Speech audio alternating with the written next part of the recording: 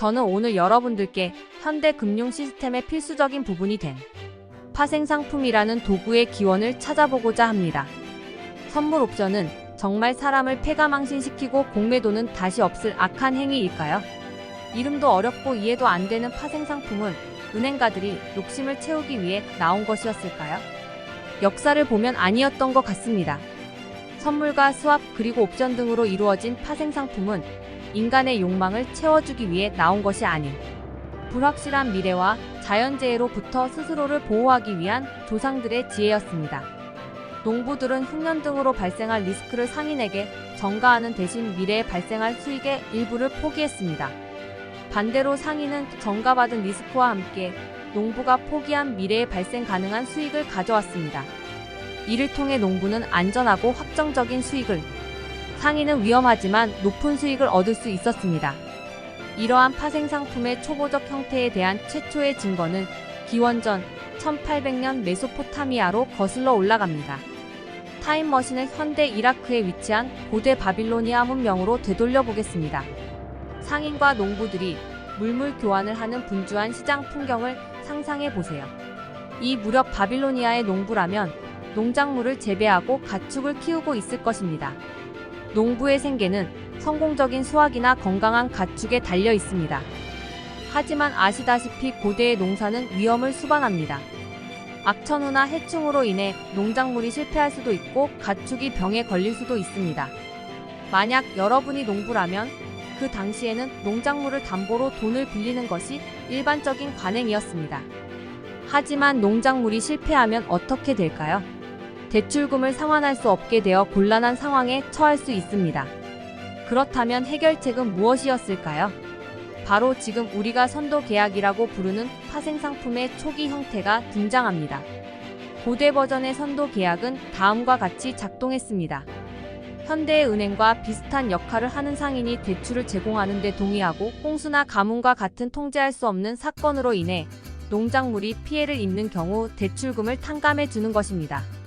이는 농작물 실패 위험을 농부인 여러분으로부터 상인에게 이전하는 것과 유사합니다.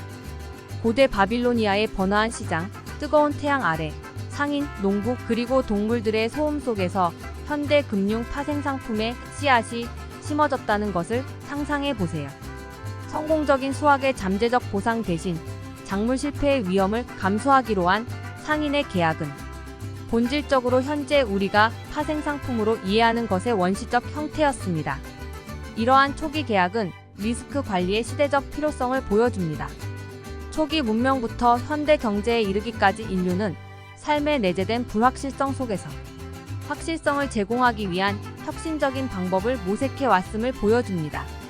이제 고대 바빌로니아에서 기사와 성의 시대인 유럽의 중세 시대로 시간을 이동해 보겠습니다. 이 시대는 현재 우리가 파생상품의 초기 형태로 알고 있는 새로운 종류의 금융 계약이 등장하던 시기이기도 합니다.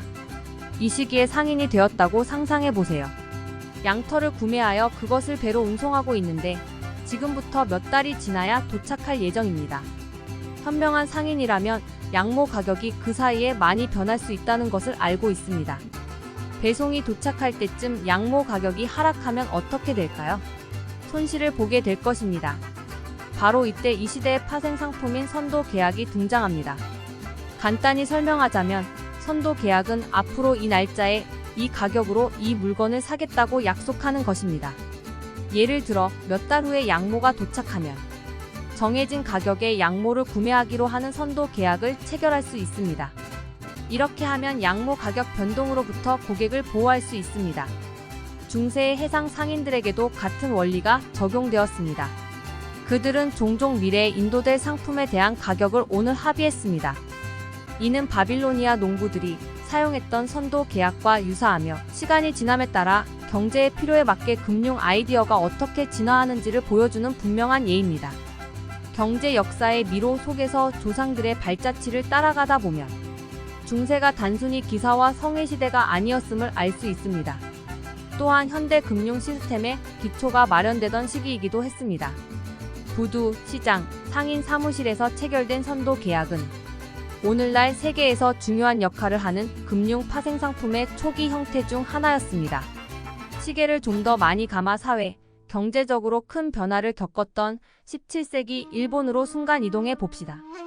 이 이야기의 중심에는 필수 상품이자 부의 상징이며 세계 최초의 조직화된 파생상품 시장인 도지마 거래소의 주인공 쌀이 있었습니다.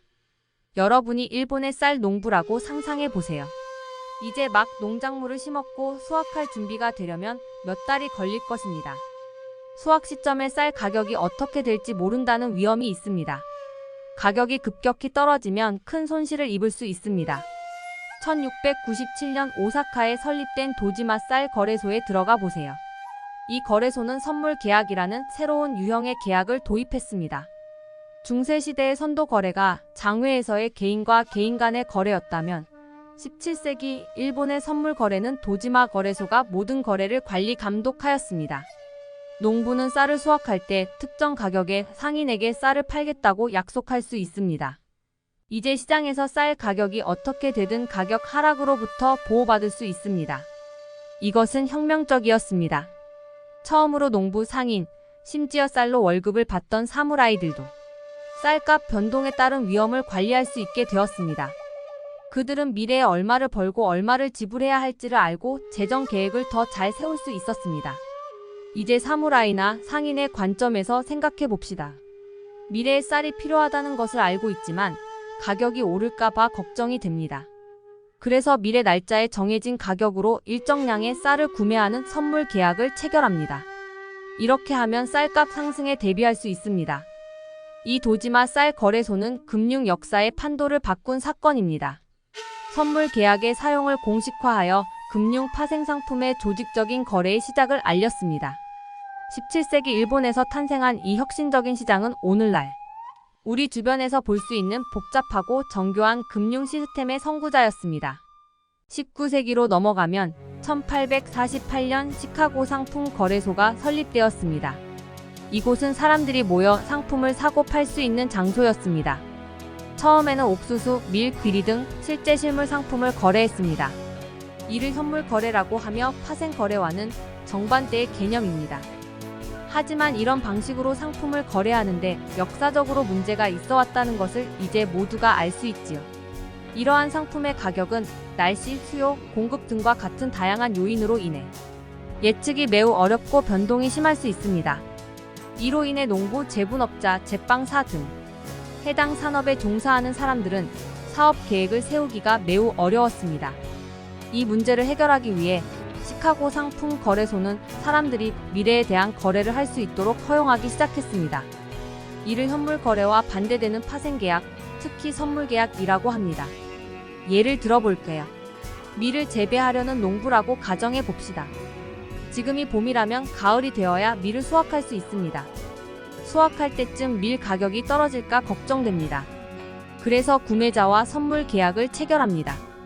이 계약에서 여러분들과 구매자는 밀 가격을 합의하고 구매자는 가을에 밀을 수확할 때 그 가격으로 밀을 구매하기로 동의합니다. 이 기간 동안 밀 가격이 하락하더라도 선물 계약으로 이미 가격을 고정했기 때문에 보호받을 수 있습니다. 이를 통해 재정 계획을 세우고 가격 변동에 따른 위험을 줄일 수 있습니다. 선물 계약의 개념은 곡물 등에서 시작되었지만 나중에 석유 등 다른 원자재와 금융 상품으로 확대되었습니다. 시카고 옵션 거래소의 이러한 혁신은 금융 파생상품 역사에서 중요한 발전이었습니다. 이러한 선물 계약 시스템은 리스크를 줄이고 관련 업계 종사자의 비즈니스 예측 가능성을 높이는 데 도움이 되었습니다. 이는 미국에서 공식화된 파생상품 거래의 시작을 알렸고 오늘날 현대 선물 시장의 토대를 마련했습니다. 20세기는 파생상품 시장에서 전례 없는 혁신과 확장의 시기였습니다. 우리는 1970년대로 이동할 것입니다. 잠시 시간을 내어 6개월 후 해외여행을 준비하는 여행자가 되었다고 상상해 봅시다. 우리 모두 알다시피 여행 비용은 우리 통화와 목적지 통화 간의 환율에 따라 크게 달라집니다. 그렇다면 지금 이 순간 여행에 필요한 외화를 미리 확보하여 예상치 못한 환율 변동으로부터 예산을 보호할 수 있다면 어떨까요? 1972년 시카고 상품 거래소가 통화 선물을 도입하면서 이러한 상상은 현실이 되었습니다. 이러한 금융 계약을 통해 기업과 개인은 미래 날짜의 통화 환율을 합의할 수 있었습니다.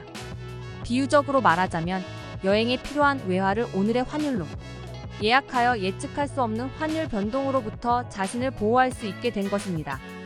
예를 들어 오늘 원달러 환율이 1250원이었다면 통화 선물 거래를 통해 6개월 뒤에도 1250원의 환율로 환전을 하는 것이지요. 이제 1년 후 사업 확장을 위해 대출을 받으려는 사업주라고 가정해 봅시다. 여기서도 미래 금리의 불확실성에 직면하게 됩니다.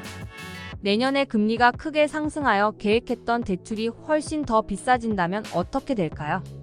이 문제는 1975년 금리 선물이 도입되면서 해결되었습니다. 이 계약을 통해 기업은 미래 날짜의 대출, 이자율을 고정하여 대출 비용에 대한 불확실성을 제거할 수 있었습니다. 20세기의 세 번째 큰 변화는 조금 더 복잡하지만 똑같이 중요한 의미를 지닙니다. 적절한 레시피 없이 케이크를 굽는다고 상상해 보세요. 어떤 재료가 필요한지 알지만 각 재료의 정확한 양이 얼마인지 불확실합니다. 1973년 이전에는 파생상품의 일종인 옵션 트레이더들이 직면했던 문제였습니다. 그의 블랙숄즈 모델이 도입되면서 옵션 가격을 정확하게 책정할 수 있는 레시피가 제공되었고 옵션 시장에 대한 신뢰가 높아지면서 옵션 거래가 급증했습니다. 통화 선물과 금리 선물 그리고 블랙숄즈 모델 등의 발전은 금융이라는 장비 상자에 추가된 새로운 도구와도 같습니다. 이러한 도구는 기업, 투자자, 일반인이 금융 리스크를 더 잘 관리하여 경제 성장과 안정을 촉진하는 데 도움이 되었습니다. 점점 더 복잡해지는 금융의 미래로 나아갈 때 현대 금융 파생 상품의 역사적 뿌리를 이해하는 것은 필수적이지요. 이제 우리는 금융 파생 상품의 세계가 더욱 복잡해진 21세기로 왔습니다. 이해를 돕기 위해 좀 더 단순화해 보겠습니다. 우리가 어렸을 때 야구 카드 등 다양한 트레이딩 카드를 수집하던 시절을 기억하시나요? 일반 카드와 희귀 카드 몇 장이 섞여 있었을 것입니다. 이제 이 모든 카드를 일반 카드와 희귀 카드를 하나의 큰 패키지로 묶는다고 상상해 보세요. 그런 다음 이 패키지의 일부를 친구에게 판매하기 시작합니다. 이제 각 친구는 일반 카드와 희귀 카드를 모두 조금씩 소유하게 됩니다. 이는 21세기 초의 금융 전문가들이 했던 일과 비슷합니다.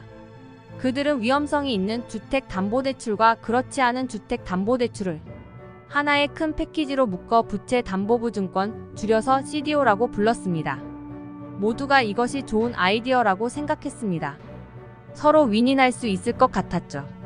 은행은 더 많은 대출을 제공하고 더 많은 돈을 벌 수 있고 사람들은 집을 살 수 있으며 투자자들은 이러한 CDO에 투자하여 수익을 올릴 수 있습니다. 하지만 문제는 이러한 주택 대출 중 일부는 다른 주택 대출보다 더 위험하다는 것이었습니다.